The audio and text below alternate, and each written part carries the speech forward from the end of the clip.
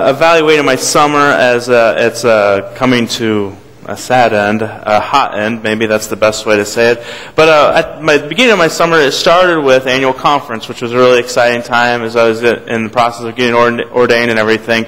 But a lot of things happen at annual conference, and there's meetings, there's a lot of things that go on there. But one of the things that happens, and something that is for us pastors that our insurance company wants us to do, is that we get a health screening. That we go and it's free, so it's lucky. We're lucky, and we take advantage of that. And so we go, and of course, you get your blood drawn and all of that, and then you don't have to worry about it throughout the rest of the year.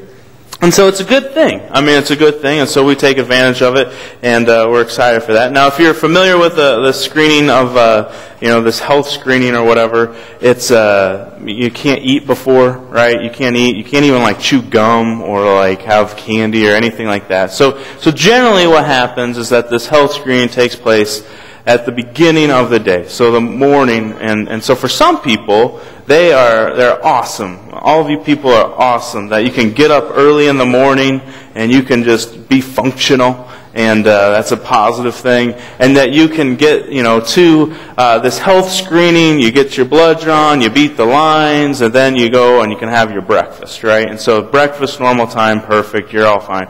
Now for others of us who have a great relationship with our pillows, and we want to spend time there, that's a struggle. And so I think Chris and I, we were sort of getting a slow start for the day, and so, but we knew we needed to get this health screening in, and do all that.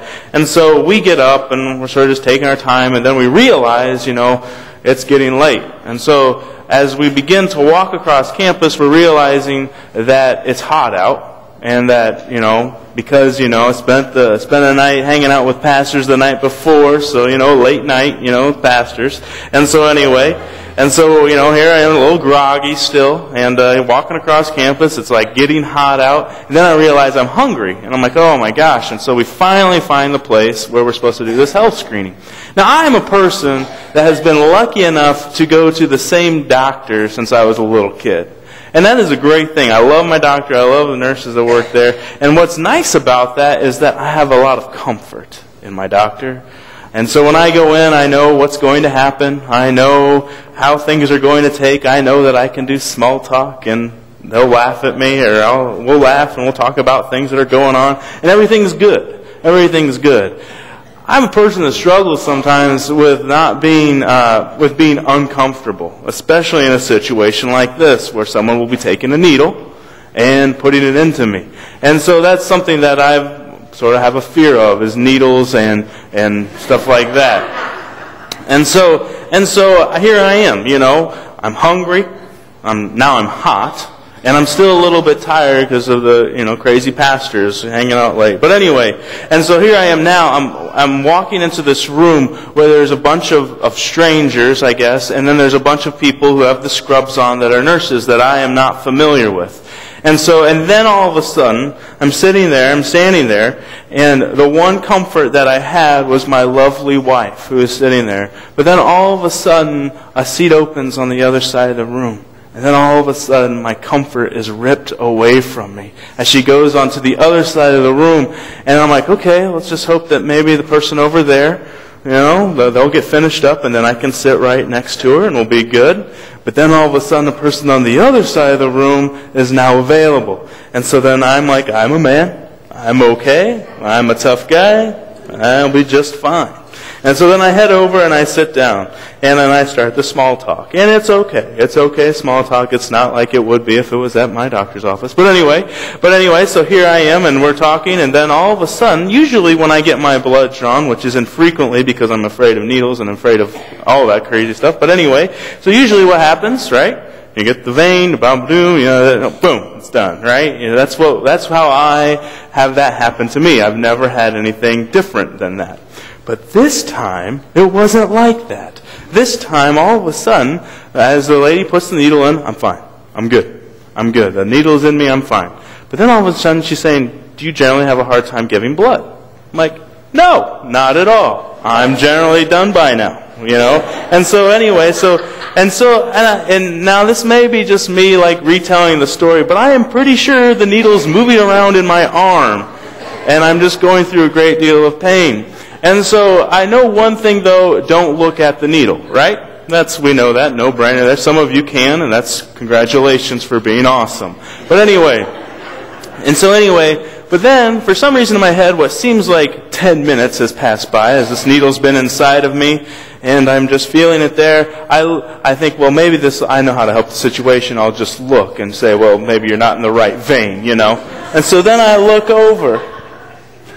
And then I look away really quickly. And it's about that time where the nurse is saying, wow, you're turning green. And so it's at that point where she's saying, let's hurry up and get this done. And I'm thinking, well, yes, let's hurry up and get this done. And then she takes me and she lays me down, or she gets me, and all these other nurses begin to leave their stations and come and help me. Now the beauty of all of this is that, remember, this is the annual conference where I'm getting ordained. I've already been walked across the stage. I've been in a video presentation. So everyone's like, that's the guy getting ordained. And so they lay me down on the finest thing that they had, which is a bunch of folding chairs and a little sponge for my head. And so here I am laying down with an orange juice and drinking it on folding chairs. And so I think back on this, the situation that I found myself in, and it wasn't a situation where I think that I can blame actually, not eating. I don't think it's that. I don't think I can blame the heat, and I don't think I can even blame my fear of needles or being in the uncomfortable. I think what happened was, what made me get all freaked out and worked up was actually that it was taking too long. I was getting impatient. I was getting really impatient. What I thought should have lasted less than 20 seconds and what felt like 20 minutes, I was just getting impatient. And all of a sudden, I was not in a good state. I was laying on folding chairs. But I think that's something that we all struggle with, not just in situations where we're dealing with needles, but in situations of needing patience. That we can be a people who are very impatient that's going on. It's something that we learned early on in childhood, when our moms and our dads said, just wait a second. You'll get your milk and you'll get your meal. You need to be patient.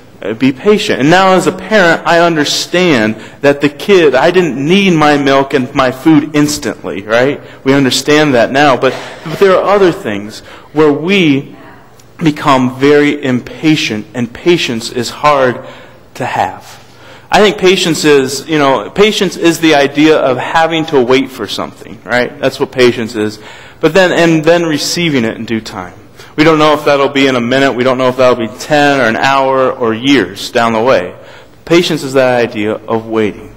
Patience is that idea of waiting and then receiving it in due time. And I've learned that actually we are in a culture. We are in a culture that is very impatient. We're in a culture where we want things instantly. This last week, my family, we went down to Cincinnati and we caught the Reds versus the Cardinals, and Cardinals prevailed in both games. We were lucky enough to see 2 games. It was a great time. We just melted to our seats down there because it was so hot. But it was fun. And what was interesting is that on Monday night, we went Tuesday night to the game. Monday night, one of the Reds players sort of spouted off something that he probably shouldn't have, right, Steve? Anyway, but what happened was that the next day, as the batter went up to bat, well, they started to talk, as some of these grown millionaire men do. And then all of a sudden, a big fight broke out. A big pushing around, and they were all mad and everything, which is very, very good professional behavior, as we all know. But anyway, so they're fighting and they're talking and they're doing things that they shouldn't do. They're doing things that they shouldn't do, especially in front of my son who's seeing his first Major League game. But anyway, so all of that's happening. And here I am, getting onto my BlackBerry, and I'm trying to find out the information instantly. Here I am at the game, first-hand account, and here I am trying to find out more information on the situation. We are impatient people. I'm an impatient person at times. We have those tendencies in this world today where we can become very impatient. And that patience is a gift. That patience is something that we need to live out and learn.